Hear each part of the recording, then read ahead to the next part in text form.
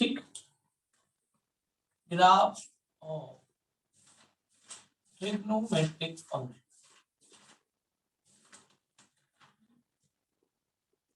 ये बच्चों ग्राफ खींचने का प्रोसीजर लगभग वही है जो आप 10th क्लास में स्ट्रेट लाइन खींचते में करते थे। मतलब जैसे आपको कोई लाइन की इक्वेशन दे दी जाती थी, मान लीजिए एग्जांपल के तौर पे ये इक्वेशन आपको दी और आपसे कहा गया आपको इसको ड्रॉ करना है, तो आप 10th क्लास में क्या करते थे कि 3y = 6 - 2x, y की वैल्यू निकाल लेते थे और फिर x की वैल्यू अपने पास से एज्यूम करते करते y की वैल्यू निकाल लिया।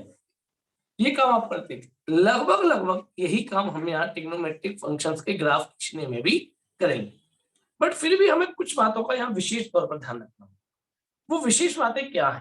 तो बच्चों आपको हर फंक्शन की मैक्सिमम और मिनिमम वैल्यू पता होनी चाहिए कि कौन सा फंक्शन कितनी मैक्सिमम वैल्यू देता है और कितनी मिनिमम वैल्यू देता है। तो आप सबको मैं यहाँ जल्दी से लिख दूं, अगर आप लोगों के पास नहीं भी लिखना है मेरे साथ साथ लिख दीजिएगा। फंक्शन में टेबल सी बना देता हूं, मैक्सिमम वैल्यू और मिनिमम वैल्यू या रेंज कह सकता हूं, चलो रेंज कह सकता हूं। हाँ भाई, सबसे पहले साइन एक्स की रेंज क्या होती है? -1 से 1, -1 से 1, यानी इसकी जो वैल्यू निकलेंगी वो -1 से 1 के बीच की निकलेगी। -1 से छोटी नहीं निकल सकती और 1 से बड़ी नहीं निकल सकती। हालांकि ये बात मेरे ख्याल से शायद सबके दिमाग में होगी कहीं ना कहीं। cos x भी -1 से 1, बट अगर मैं tan x की बात करूं तो जो हो जाती है -∞ से ∞। फिर मैं बात करता हूं cot x की, तो उसकी वैल्यू भी -∞ से ∞। फिर मैं बात करता हूं sec x की, -∞ से -1 यूनियन 1 से लेकर ∞। ध्यान रखिए -1 से 1 के बीच का पोर्शन नहीं होता, उसका रीजन है sec x कभी 1 से छोटी वैल्यू नहीं दे सकता क्योंकि हाइपोटेनस अपॉन बेस, और जब 1 से छोटी नहीं दे सकता तो 1 से 0 गायब और उसी का नेगेटिव भी गायब, तो इसलिए -1 से 1 के बीच का हिस्सा गायब हो जाता है। ठीक है बच्चों, फिर आता है इसके आगे अगला, फिर उसके बाद आता है cosec x की भी सेम कहानी है, -∞ से -1 यूनियन 1 से ∞। ये कुछ फंक्शंस की रेंज है जो आपको कहीं ना कहीं मदद करने वाली है ग्राफ के अंदर, क्योंकि ग्राफ जब आप ड्रॉ करने बैठेंगे तो आपको ये जरूर पता होना चाहिए कि फंक्शन का ग्राफ किस पॉइंट से ऊपर नहीं जा सकता और किस पॉइंट से नीचे नहीं जा सकता, है ना। तो यह साफ दिख रहा है कि sin x का ग्राफ x y बराबर 1 से ऊपर नहीं जा सकता, है ना, और y बराबर -1 से नीचे नहीं जा सकता। ऐसे cos x का ग्राफ भी सेम साइन की तरह, tan x का ग्राफ -∞ से +∞ कितना भी जा सकता है, पूरे रियल नंबर्स को कंटेन करता है। सेम यही बात cot x के लिए भी। sec x की बात करें तो sec x का ग्राफ 1 से और -1 के बीच में नहीं हो सकता, या तो -1 से नीचे रहेगा या 1 से ऊपर रहेगा। क्यों बच्चों? या तो -1 से नीचे रहेगा या 1 से ऊपर रहेगा, ये बात कहने की कोशिश है। सेम यही बात cosec x के लिए। तो बच्चों उम्मीद कर रहा हूँ सबको पहले ये साइन की मैक्सिमम और मिनिमम वैल्यू आ चुकी होंगी, क्योंकि ये आपसे हो सकता है एक छोटे सवाल में पूछ भी रहे कहीं कि फाइंड द मैक्सिमम और minimum value of the sine x. साथ में एक और बात पर भी थोड़ी चर्चा करूंगा। जी नोट कर लिया सबने बच्चों? सबने नोट कर लिया बच्चों?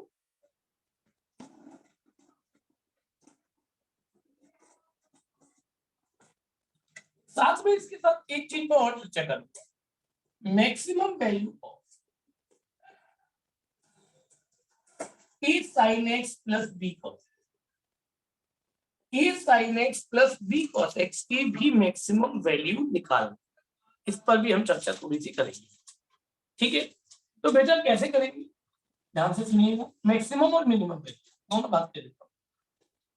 ठीक, तो देखो बच्चों जैसे y = a sin x plus b cos x दिया है, ये दिया है, तो हम इसको एक सिंगल फंक्शन में बंद करेंगे। सिंगल फंक्शन यानी साइन के फंक्शन या कॉस के फंक्शन में बंद करेंगे। बोले भैया कैसे बंद करोगे? एक सेकंड, हाँ भाई, इसको मैं एक सिंगल वैल्यूड फंक्शन में बंद करूंगा। सिंगल वैल्यूड फंक्शन मतलब पूरा साइन में या पूरा कॉस। अब वो मैं कैसे करूंगा आपको एक एग्जांपल से समझाता हूँ, ध्यान से सुनो पहले, फिर मैं बाद में इसे करूंगा, नोट नहीं करना अभी से एग्जांपल को। y बराबर मान लो लिख रहा है 3 sin x plus 4 cos x, ये लिखा ठीक है। तो आप सबसे पहले डिवाइड करेंगे पूरी इक्वेशन में, divide by a square plus b square, a square plus b square से डिवाइड करेंगे। ए और बी कहां से मिलेंगे, तो साइन और कॉस के कोफिशिएंट हो गए। तो यहाँ पर अगर मैं डिवाइड करूँ तो डिवाइड बाय इससे करूंगा बच्चों, बोले भैया 3 का स्क्वायर प्लस 4 का स्क्वायर यानी कि 5 से, दैट इज 5, है ना। तो क्या होगा साहब, जब 5 से डिवाइड करूंगा तो मल्टी भी तो करना पड़ेगा, ऐसा तो है नहीं खाली खाली डिवाइड कर देंगे।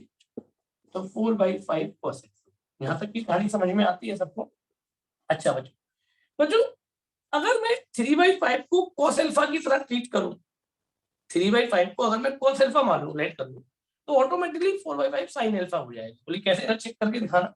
देखो बच्चों मैंने लेट करके दिखाया, लेट cos अल्फा है 3/5, है ना। तो आप ट्राइंगल बनाकर जब देखेंगे 3, तो ये 5 और ये 4 रह गया। तो अगर मैं 4/5 की वैल्यू पूछूं, 4/5 की वैल्यू परपेंडिकुलर को 90 sin अल्फा हो जाएगी, यानी कि ये हो जाएगा 3/5 को तो लिख दिया मैंने cos अल्फा, है ना, और ये हो गया sin x plus sin alpha cos x। क्यों बच्चों, यही कोई फॉर्मूला बन गया क्या, बोले cos a प्लस b बन गया साहब। ये फॉर्मूला हमारा ये तैयार हो गया, 5 cos x प्लस अल्फा तैयार हो गया। बन गया कि नहीं बन गया, यहाँ तक की कहानी सबको समझ में आ रही है मेरे बच्चों। और ये एक अरे सिंगल फंक्शन, तो sorry sin x plus alpha. दूसरी कुछ बच्चे मुझसे एक बात और पूछ सकते हैं, बोले जैसे आपने 3/5 को cos अल्फा माना, हम क्या 3/5 को sin अल्फा मान सकते हैं, बिल्कुल मान सकते हैं। 3/5 को अगर आप sin अल्फा मानेंगे तो दूसरा वाला क्या बन जाएगा, cos अल्फा। एक बात पक्की है कि अगर आप एक को sin या cos में से कुछ लेट करते हैं तो दूसरा उसी का कॉम्प्लीमेंट बनेगा। यानी अगर आपने पहले को sin माना तो 100% श्योर है कि दूसरी वाली जो वैल्यू होगी वो cos अल्फा को रिप्रेजेंट करेगी, और अगर आपने cos अल्फा माना तो पहली वाली दूसरी वाली वैल्यू साइन को रिप्रेजेंट करेगी, और ये formula sine A cos B cos A sine B या cos A cos B plus sign A sine B की फॉर्म में कन्वर्ट हो जाएगा, और जिसको हम बंद करके एक सिंगल ब्रैकेट में लिख सकते हैं। करेक्ट। अब इसके बाद साइन एक्स प्लस एल्फा की वैल्यू हमेशा -1 से 1 के बीच में रहेगी। यार बोले साइन है तो भैया निश्चित, अभी अभी अभी हमने बात करी भी थी कि साइन फंक्शन की वैल्यू 1 से ऊपर नहीं जा सकती और -1 से मेरे बच्चों नीचे नहीं जा सकती। तो इस हिसाब से अगर मुझे ऐसा बनाना तो 5 का मल्टी कर दूं। आप लोगों को मैंने इनइक्वालिटी का बहुत सारा रेंज सिखाया है, मल्टीप्लाई बाय 5, तो -5 से मल्टी किया कोई फर्क नहीं पड़ा, है ना, और ये 5 हो गया। तो बच्चों यही तो मुझे चाहिए था, यही तो मेरा y है। तो मेरे बच्चों y की वैल्यू कहां से कहां तक आ गई, मैक्सिमम वैल्यू हो गई 5 और मिनिमम वैल्यू हो गई -5। यानी नोटिस किया, जो वैल्यू यहाँ निकल रही थी a square plus b square, वही मैक्सिमम वैल्यू और मिनिमम वैल्यू आई है। तो a sin x plus b cos x की maximum value √a square plus b square होती है, और minimum value -a square plus b square होती है। अब तो इस साल आपके फाइनल टर्म के ऑब्जेक्टिव हट गए हैं, लास्ट ईयर जब ऑब्जेक्टिव आते थे तो ऐसे सवाल बड़े पूछे जाते थे, और इस बार भी पूछे जा सकते हैं। आपको 2 पार्ट बनाकर दे दे 2 नंबर के में, और उसमें एक पार्ट में ये हो कि find the maximum value of 3 sin x plus 4 cos x, या find the minimum value of this one. तो आपको प्रोसीजर पता है कैसे लिखना है, इसीलिए मैंने एक एग्जांपल प्रोसीजर भी बोर्ड पर लिख दिया। बट डायरेक्टली आंसर देना हो ऑब्जेक्टिव पॉइंट ऑफ व्यू से, तो आप सीधा a square plus b square और a square minus a square plus b square दे सकते हैं। तो मैं समझता हूँ सबको समझ में आ गया होगा मैंने कैसे मैक्सिमम या मिनिमम वैल्यूज निकलवाई हैं। जल्दी से नोट आउट करेंगे फटाफट से। भैया हाँ बोलो। भैया ये थर्ड स्टेप से समझ में नहीं आया, एक बार फिर से समझा दो। 5 का मल्टी 5 का डिवाइड कर दिया बेटा, 3/5 को cos अल्फा लेट कर लिया तो 4/5 sin अल्फा बन जाएगा, ट्रायंगल से देखें तो, है ना बेटा। तो ये cos alpha sin x plus sin alpha cos x, cos a sin b sin a cos b हमेशा होता है हमारा क्या, cos a sin a plus b। बेटा sin a प्लस b की आइडेंटिटी है ना, sin a cos b cos a sin b sin a plus हाँ b, ठीक है। ठीक है भैया। ओके चलो बेटा, उम्मीद कर रहा हूँ सबने नोट कर लिया होगा।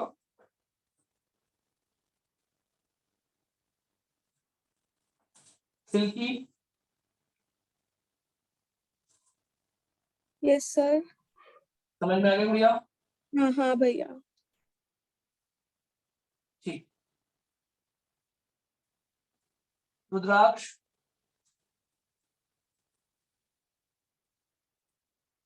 भूमिका, यस सर आ गया।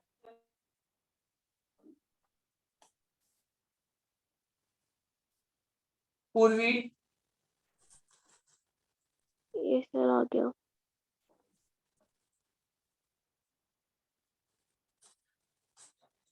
सक्षम, सूर्यांश, हाँ भैया आ गया। सर ऐसे क्वेश्चंस का और एग्जांपल दे दीजिए। क्या? जैसे एक और सवाल लिख लो, y equals to 3 sin x plus 2 cos x, ये लिख दिया। पूछा इसकी मैक्सिमम है मिनिमम वैल्यू बता दो, इवनली माइनस लो तो भी 3 sin x minus 2 cos x ये लिखा हुआ है।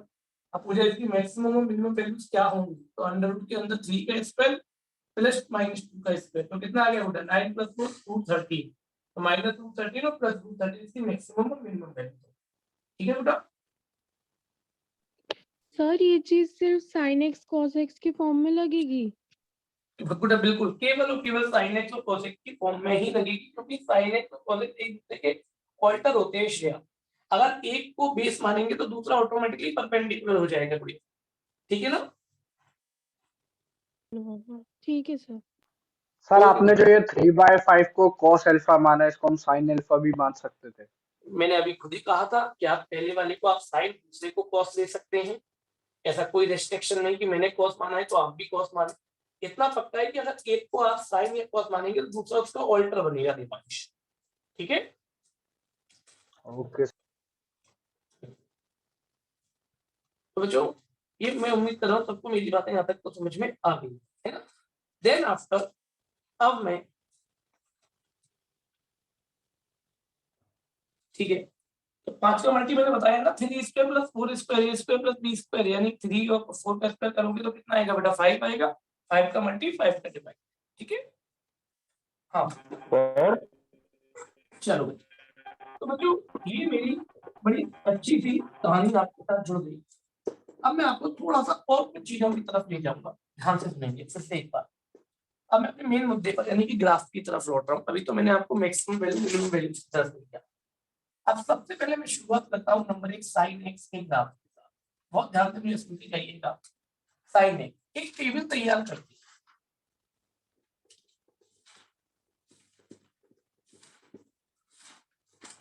हाँ भाई, कोशिश करना इंटीजर वैल्यू ज्यादा मिले तो बढ़िया रहे। साइड में 0 डाला तो 0, पाई2 मतलब 90, 90 डाला तो 1, फिर और आगे बढ़ो पाई 180 डाला तो 0, 3 पाई2 यानी साइन 270, 270 कौन सा क्वाड्रेंट, थर्ड क्वाड्रेंट।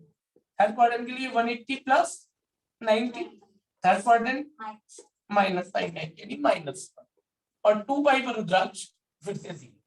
ये हमने वैल्यू दे दी। अच्छा इनका तो नेगेटिव एंगल्स पर भी ले लो, माइनस पाई2 ले माइनस 1, माइनस के पाई पर 0, ऐसे हो गया सफिशिएंट है, इतने से काम हो जाए।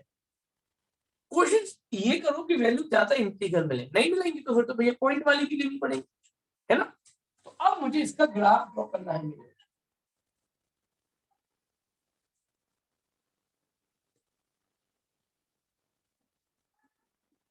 सर ये पाई में ही लिखना जरूरी है। बेटा बहुत सारे टीचर्स अपराध बोध से ग्रस्त होते हैं कि नहीं बच्चे अब 11th में आ गए हैं, उनको डिग्री नहीं लिखना चाहिए।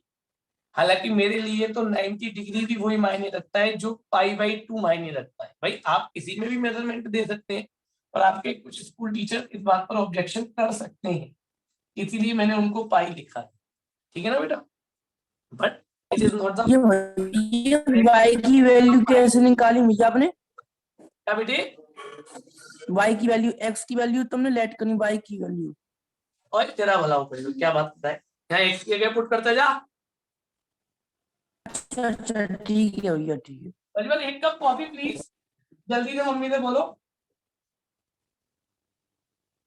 हाँ भाई चलो बच्चों, 0 पर 0 करेक्ट, पाई/2 पर 1, पाई पर 0 है ना, 3 पाई/2 पर -1, और मेरे बच्चों 2 पाई पर 0 करेक्ट। एक का तो नेगेटिव में भी लौट लूं, माइनस पाई/2 पर -1, माइनस पाई पर 0। तो क्या ग्राफ कुछ ऐसा आएगा।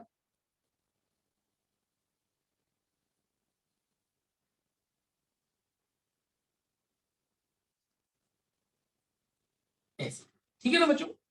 देखिए बहुत सारे बच्चों की कॉपियों पर मैं ग्राफ में शार्प पॉइंट देखता हूँ कि कुछ ने ऐसे बना दिया होता है, ऐसे। कोई सी भी साइन फंक्शन किसी भी कर्व का पॉइंट शार्प नहीं होता, ये आपको शार्प पॉइंट नहीं देना है, ध्यान रखिएगा। आपको एक कर्विंग शेप में रखना है, फ्री हैंड ग्राफ है। कोई भी बच्चा ऐसे ये जिगजैग पोजीशन में ग्राफ नहीं बनाए, क्योंकि आप लोगों को आगे इस पॉइंट का बड़ा मतलब समझाऊंगा, डिफरेंशिएबिलिटी जब हम आपको समझाएंगे। तो बेसिकली इसीलिए कोशिश कीजिएगा कि ये पॉइंट पर, इस ग्राफ पर कोई भी शार्प पॉइंट ना हो, है ना, शार्प पॉइंट के रूप में ग्राफ ना बने। तो ये आपका साइन एक्स का ग्राफ तैयार हो गया मेरे बच्चों। सेम सिमिलरली इसी तरह से मैं cos x के ऊपर चर्चा करता हूं, तो सेम टेबल, सेम बातें, सेम सब कुछ, है ना। तो x और y, हाँ भाई x की वैल्यू 0, प्रज्वल कहाँ है, प्रज्वल पता y की वैल्यू कैसे निकलेंगी? x की y की वैल्यू 0 भैया। तेरा भला हो, लाइक अरे 1, सॉरी 1 भैया 1। हाँ मैंने कहा ना बेटा एक कप कॉफी मंगाओ, मुझे लगता है प्रज्वल अभी बिस्तर में ही है, क्या प्रज्वल? -1 3π/2 पर 0 और 2π पर बच्चों 1, नहीं तो निकाल कर चेक कर सकते हो कैसे हम 360, कैसे हम 180 वगैरह की वैल्यू फाइंड आउट कर सकते हैं कायदे से, है ना। यहाँ तक मेरी बात क्लियर? एक आध नेगेटिव एंगल्स पर भी ले लो, -π/2 पर 0, -π पर -1, बहुत है, सफिशिएंट है।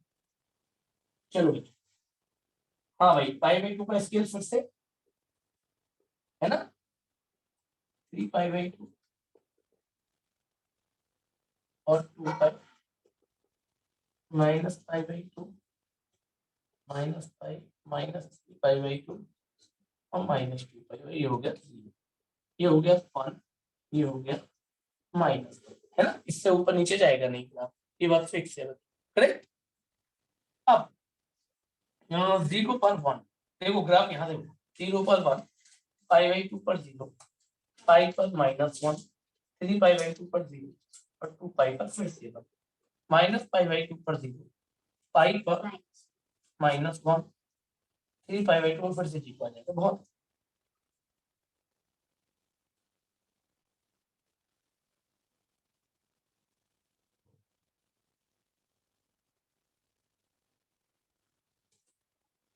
ये हमारा ग्राफ ऐसे यहाँ पर ड्रॉ हो जाता है, और ये हमारा ग्राफ हो जाता है कॉस फंक्शन, ठीक है बच्चों। तो y equals to cos x का ग्राफ। तो उम्मीद कर रहे हैं सबको समझ में आ रहे होंगे cos x की ग्राफ, करेक्ट है, ठीक।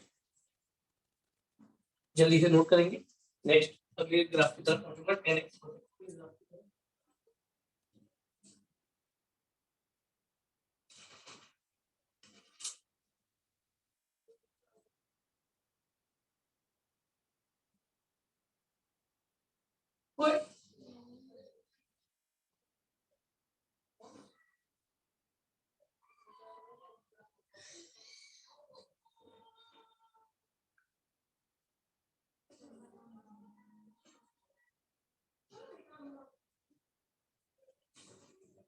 चलो, हाँ भाई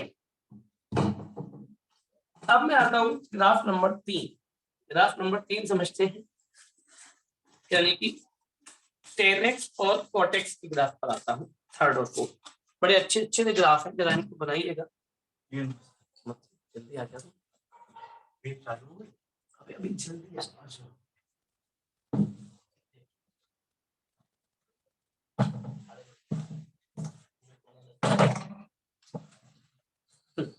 ठीक है बच्चों, ये चेक कर, नीचे वाला मत उठाना। चेक तो कर।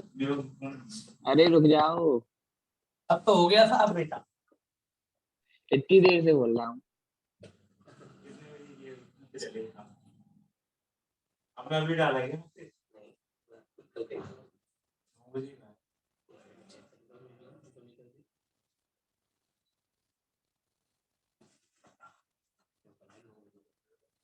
अभी, कोई बात नहीं, या तो बैठ ले, कोई ऐसी मत नहीं, जब तक बैठ के कुछ सवाल ही लगा स्टेट पे स्टेट। हाँ भाई चलो, हाँ भाई, अब आता है y इक्वल्स टू 10x का ग्राफ। क्यों भाई मोहित भाई? 10x, सबसे पहले वही पुराना काम, एक टेबल सी बना लेते हैं।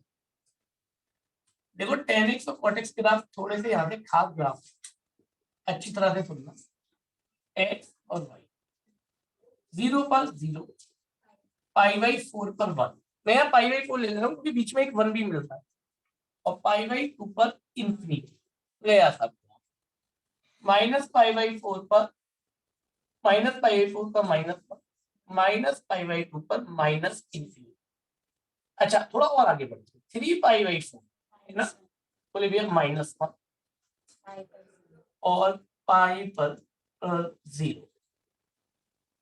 फिर आगे बढ़ूंगा तो फिर आएगा 5 पाई बाई 4 उस पर प्लस 1, ये निकाल के देखिएगा बच्चों वैसे, और 3 पाई बाई 2 पर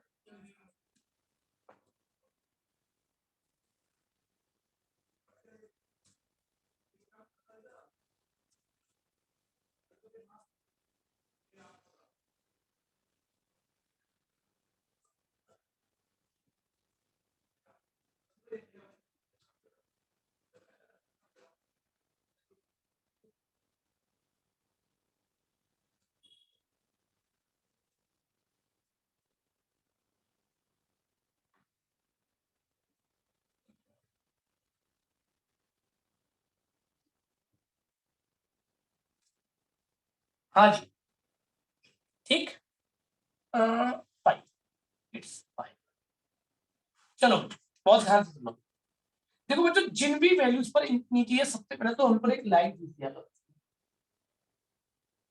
क्योंकि इंफिनिटी को हम डिफाइन नहीं करता है ना। एक तो पाई बाई 2, ऑब्वियसली बात है, ऑड मल्टीपल ऑफ जितने भी पाई बाई 2 है सब पर ऐसे ही जाए, ये यहाँ पर जाएगा कि नहीं? ठीक, अगर मैं इसके आगे और थोड़ा सा आगे बढ़कर 3 पाई बाई 2 तक पहुंचू है ना, तो 3 पाई बाई 2 पर भी वही इंफिनिटी से चला जाएगा ना। ये मैंने बना दिया, क्यों बच्चों? पहले तो इनफाइनाइट पर मैंने ऐसे लाइन की थी, अब मैं प्लॉटिंग शुरू करूंगा है ना। 0 पर 0, पाई बाई 4 पर 1 अप्रोक्सीमेटली यहाँ है ना, और पाई बाई 2 पर इंफिनिटी बोले गया ऊपर, माइनस पाई बाई 4 पर माइनस 1 और माइनस पाई बाई 2 पर माइनस बोले गया नीचे। तो ये ग्राफ कुछ ऐसा है।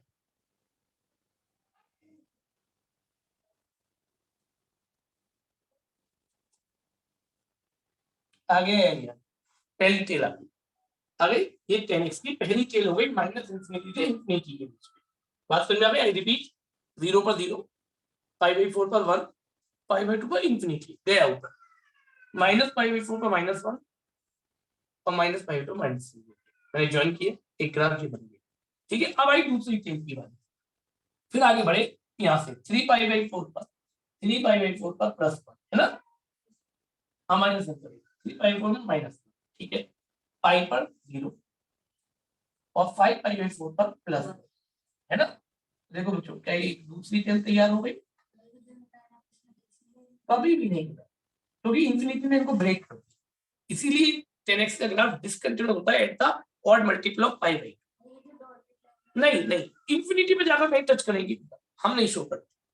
ठीक है, और एक बात बता दूं, इन लाइनों को जो डॉटेड लाइन है, इन लाइनों को डॉटेड को हम लोग एसिम्पटोट बोलते हैं। क्या नाम है इनका? एसिम्पटोट।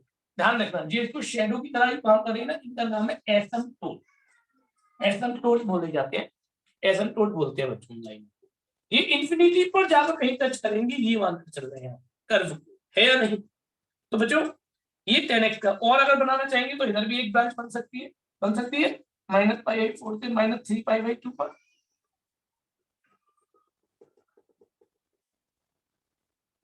हाँ भाई, पाई पर 0, 3 पाई बाई 4 पर प्लस 1, 5 पाई बाई 4 पर माइनस 1। एक और ब्रांच चाहो तो ऐसे, एक और ब्रांच चाहो तो यहां से आप एक और ब्रांच ऐसे तैयार कर सकते हैं। क्यों बच्चों? बोलो, पाई के बाद 5 पाई बाई 4 जो मैंने लिखा नहीं है, पाई बाई 2 जी, ये यहाँ पर ये पाई बाई 4 है, π/4 π/2 3π/4 पाई और ये था 5π/4, ठीक है ना, ये 3π/4 करेक्ट। हाँ भाई 10x का ग्राफ, अक्सर आप किताब में ऐसा ग्राफ देखेंगे, बहुत सारे ग्राफ निकल आएंगे आपको। तो मैं समझता हूँ 10x का ग्राफ क्लियर हो गया। अब मैं इधर cot x की ग्राफ की चर्चा करता हूँ, जल्दी से नोट करिए बेटा फटाफट। और उम्मीद कर रहे हैं तो हम लोगों ने 5.5678 दी थी आपको 7। अच्छा चलो तो वो कर ली होंगी है ना, उनमें भी कुछ डाउट्स है 5.5 की तो करो 5 वो तक के तो हो ही गई, 5 के 6 के और 7 के डाउट होंगे ना,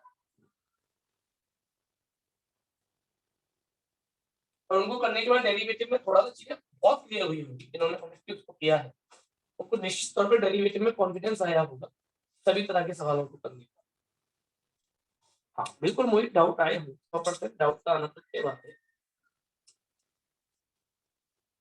कल आप सभी लोगों का टेस्ट रहेगा प्रोबेबिलिटी का, मैं आपको बता दूं दोपहर का टाइमिंग रखेंगे लगभग 3 बजे के आसपास अराउंड, मैं आपको सबको सेंड कर दूंगा 2 बजे या 3 बजे के आसपास, 2 या 2:30 भैया स्कूल स्टार्ट हो गए हैं।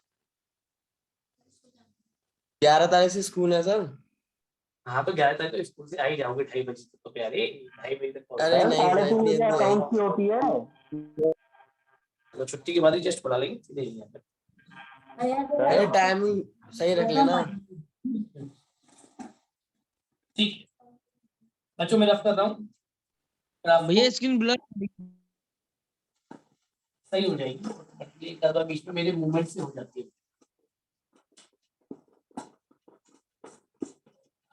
भैया फिक्स हो जाओ। अगर मैं फिक्स हो गया तो बेटा फिर तो कर ही नहीं पाएगा कुछ। मुझे ही फिक्स मत करें।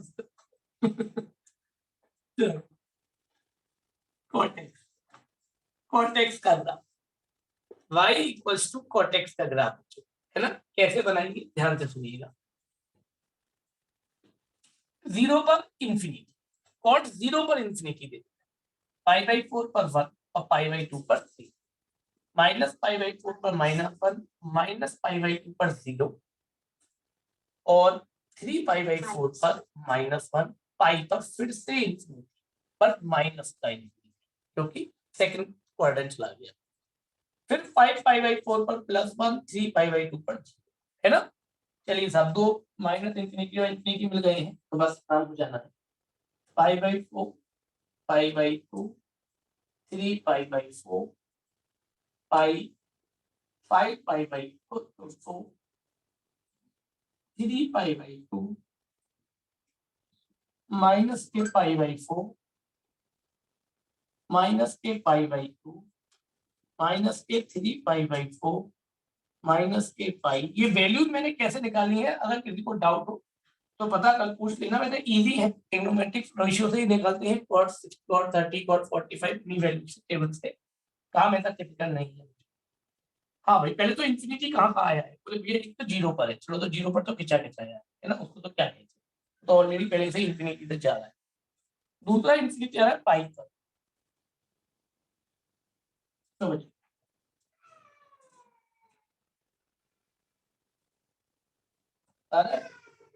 और इस हिसाब से एक इंफिनिटी माइनस पाई पर भी आ जाएगा है ना। अब 3 इंफिनिटी बन गई, करेक्ट। अब शुरू करें ग्राफ 0 पर इंफिनिटी, चलो साहब 0 पर ही इंफिनिटी पहुंच गया, π/4 पर 1 π/2 पर 0 3π/4 पर माइनस, यानी ग्राफ कुछ यहां से आएगा इंफिनिटी तो बेटा है ना, और ऐसे चला ब्रांच वैसी बनेंगी, वो यूं जा रहेंगी ये यूं जाएंगी सारी। दूसरा -π/4 पर -1 -π/2 पर 0 3π/4 पर +1 माइनस के 3π/4 पर +1 हो जाएगी, एक ब्रांच और यहां से क्या बच्चे आ गई या नहीं है, ठीक। और आगे जाओगे यहां पर जाओगे तो 5π/4 पर फिर से +1 3π/2 पर 0, एक ब्रांच और आ सकती है यहाँ,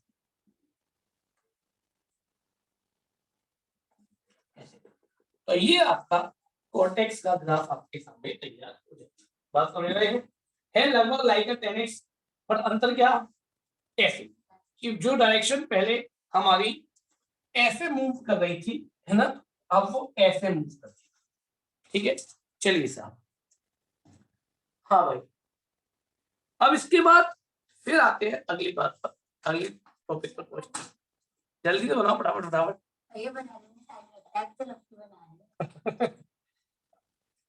टेक्निक सीखो घर पर बनाना, तसल्ली सजा सजा के, ब्लू पेन, जिलेटर पेन और कौन कौन से पेन आते हैं सारे सजा सजा के।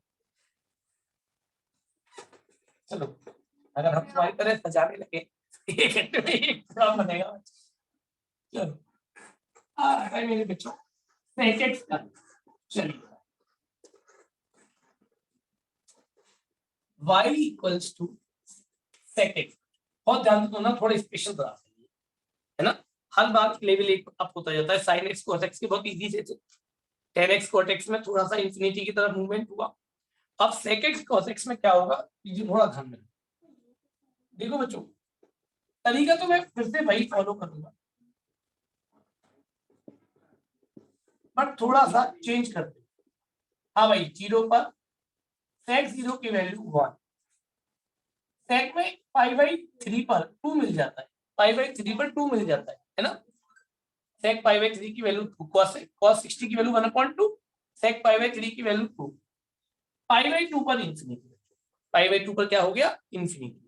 अच्छा, माइनस में देखूं तो माइनस π/3 पर भी 2 ही मिलेगा, क्योंकि sec के अंदर माइनस का फर्क नहीं पड़ेगा, और माइनस π/2 पर भी इंफिनिटी। क्यों बच्चों, दो इंफिनिटी मिल गए, कुछ ग्राफ ड्रॉ किया जा सकता है। क्यों बच्चों, ठीक है।